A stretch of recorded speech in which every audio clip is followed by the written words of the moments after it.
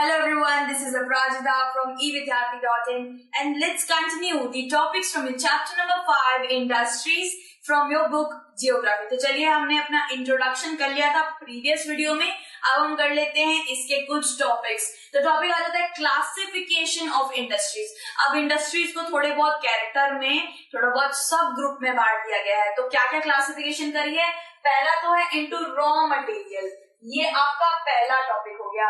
फिर आ जाएगा साइज, ठीक है, रॉ मटेरियल, साइज एंड आ जाएगा आपका ओनरशिप। तो 3 तरीके की भाई कैटेगरी है और इनके भी कुछ सब पॉइंट है। तो सबसे पहले हम करने वाले हैं रॉ मटेरियल्स, ठीक है। तो रॉ मटेरियल में क्या आ जाता है? Raw materials are concerned with agro based mineral, marine and forest. अब इसके भी कुछ सब ग्रुप है। रॉ मटेरियल में क्या क्या आ जाता है? पहले आ जाता है एग्रो बेस्ड, फिर आ जाता है मिनरल बेस्ड, फिर मरीन बेस्ड एंड फिर फॉरेस्ट बेस्ड, ठीक है। सो एग्रो मतलब कि डायरेक्ट नेचर से ताल्लुकात रखने वाली चीज आप समझ लीजिए, ठीक है। तो बेसिकली सबसे पहले देखते हैं एग्रो बेस्ड होते क्या है। एग्रो बेस्ड इंडस्ट्रीज, ठीक है, अलग अलग तरीके की इंडस्ट्रीज होती है ना, ये सारी अलग अलग तरीके की इंडस्ट्रीज है। मिनरल इंडस्ट्री जहाँ पे मिनरल्स का काम होता है भाई, आयरन एंड स्टील, ठीक है। फिर क्या बताया गया? फिर हमें मरीन की बात बताई है, मरीन इंडस्ट्रीज जो डायरेक्ट ओशन और सी से ताल्लुकात रखती है। फॉरेस्ट इंडस्ट्री जो डायरेक्ट फॉरेस्ट की चीजें यूज करती है।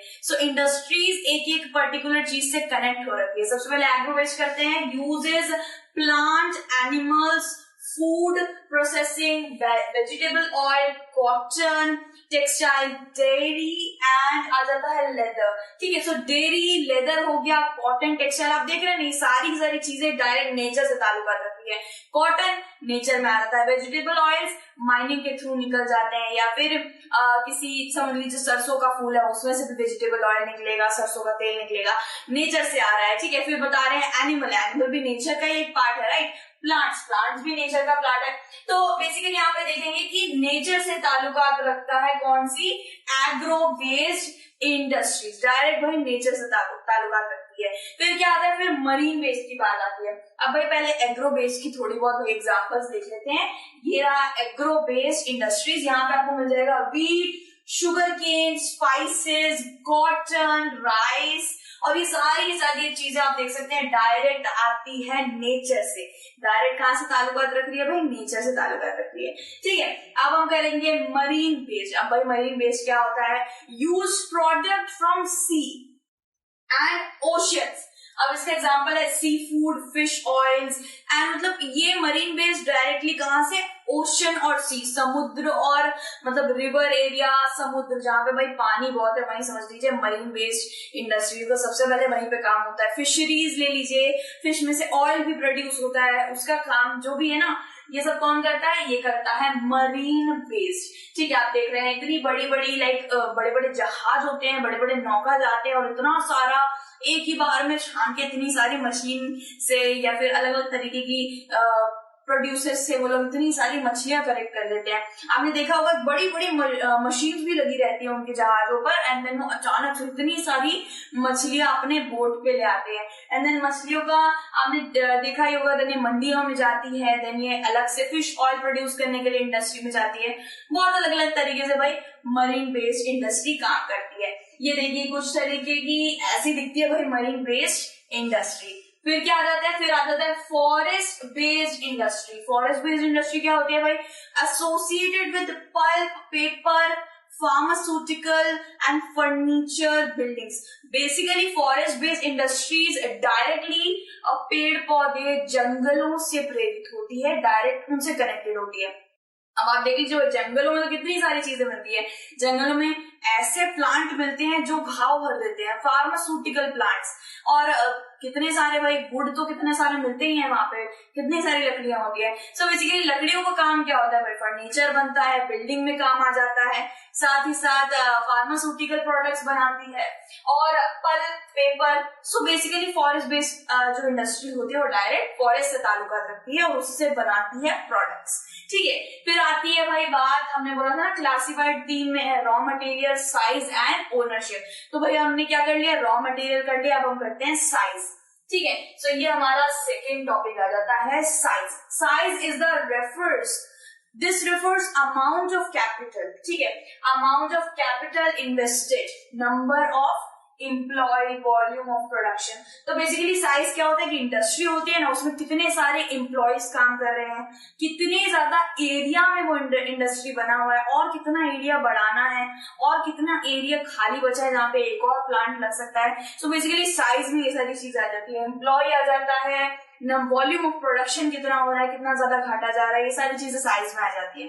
ठीक है, तो भाई साइज की बात करते हैं। They are classified into two. अब भाई साइज भी क्लासिफाइड है दो भागों में।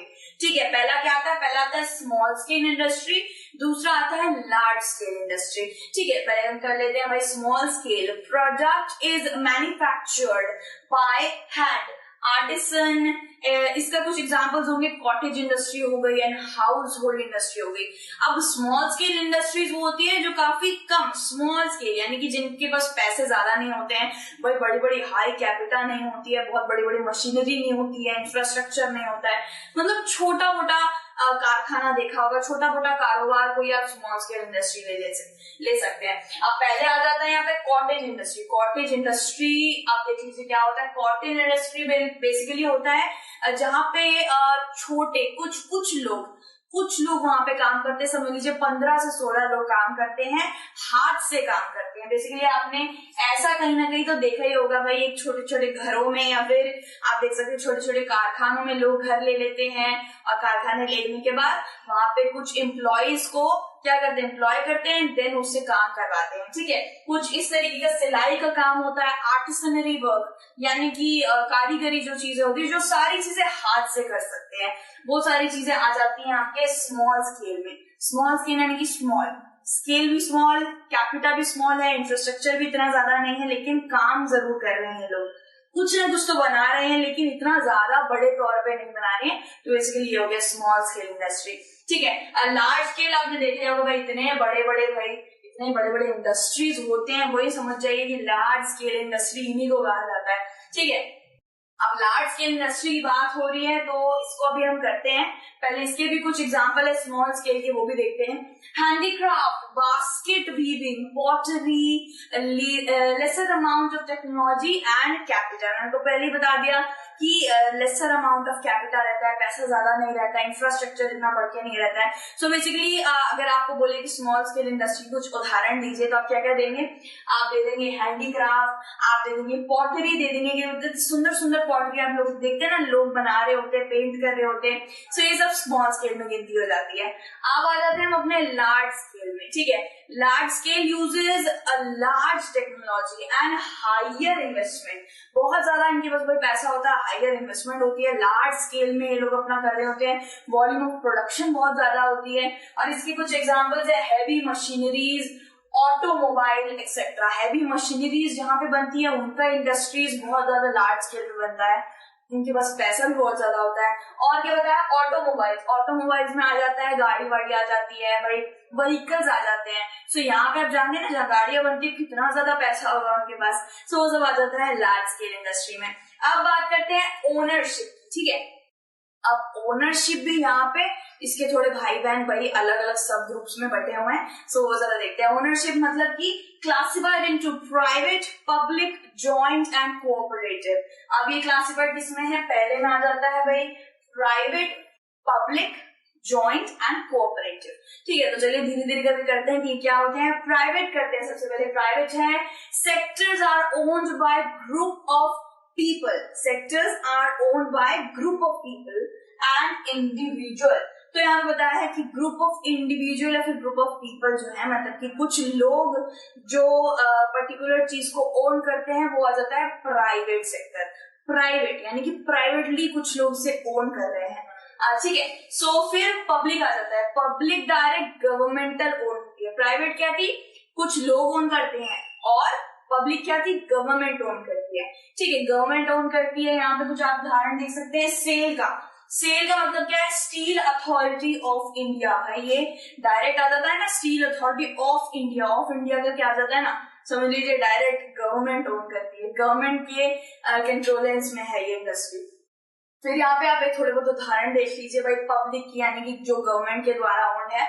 Hindustan limited, steel authority of India. In Hindustan limited, भाई हिंदुस्तान है, इंडिया कहीं पे आ जाता है डायरेक्टली गवर्नमेंट से नाता है भाई उनका, ठीक है। फिर क्या बता रहे हैं, फिर आता है जॉइंट। जॉइंट का क्या मतलब है, operated and owned by individuals and the state. Basically state भी ओन करती है, कुछ बहुत ज्यादा मालामाल इंडिविजुअल्स भी, कुछ मालामाल लोग भी इसको क्या करते हैं, ओन करते हैं। इसके क्या एग्जांपल आ जाएंगे, मारुति उद्योग लिमिटेड। मारुति जो गाड़ियां आपने देखी होंगी, मारुति की गाड़ियां देखी होंगी ऑब्वियसली, ये आ जाता है भाई मारुति उद्योग लिमिटेड का।